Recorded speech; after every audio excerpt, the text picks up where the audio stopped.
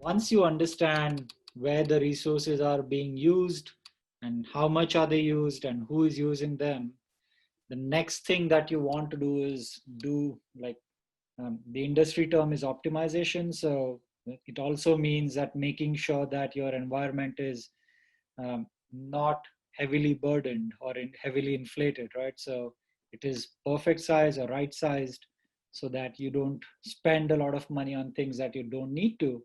And that actually should be a continuous process, because in public cloud, what happens is as you start provisioning resources or services, um, and you kind of turn them down, turn them off once, uh, the habit or the next step for the developer is go in tomorrow and spin up another service that they would want to use. So you need to be continuously optimizing your environment, and doing that actually helps you stay agile and nimble, because yeah, I mean, who wants to carry that technical debt and at the same time spend money where they don't want to?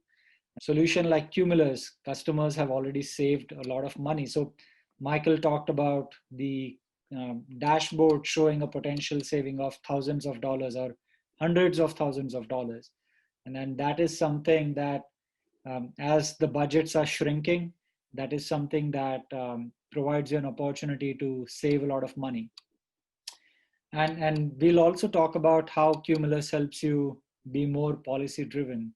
How I think we already saw some of it in the events piece that Michael showed, where you can have all those if this then that kind of situations, so that you can not just identify those unoptimized resources, but also can turn them off.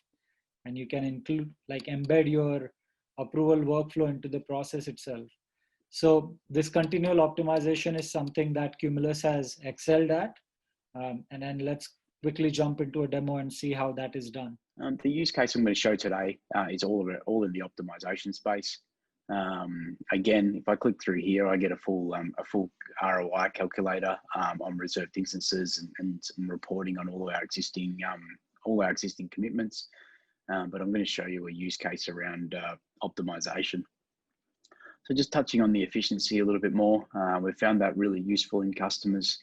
What we're able to do is we're able to publish these types of efficiency metrics per tenant or per customer or per team. You can sort of set up some challenges to really drive people to be more efficient. If I click through on the efficiency piece, it takes me to a full recommendation engine. It's very commercial in nature, so it helps me prioritize where my opportunities to save money are. You'll see here there's $2,889.25. As we sort of touched on before, you know, the industry bodies suggest that there's an opportunity for 35 to 40% of savings available. And that's fairly aligned to our own experiences, which sort of sit between 30 and 50% for our customers that we see. We see these numbers when we come into here, sometimes being as high as $400,000, $500,000, $600,000 of opportunity. As I click through, it will actually lay out all of those specific opportunities. So we break it up into a couple of different categories. First of all, we're able to filter on any of the information to find a specific service or a specific recommendation type. As we also mentioned, we're also able to share this out to any of our teams or stakeholders based on tenants, and they'll only see the data that's relevant to them. So it's really simple to give them the views that they're looking for. We can do that per account, per subscription, or per tag. So there's many different ways we can slice the data and give it to the appropriate people so that they can act on these things themselves.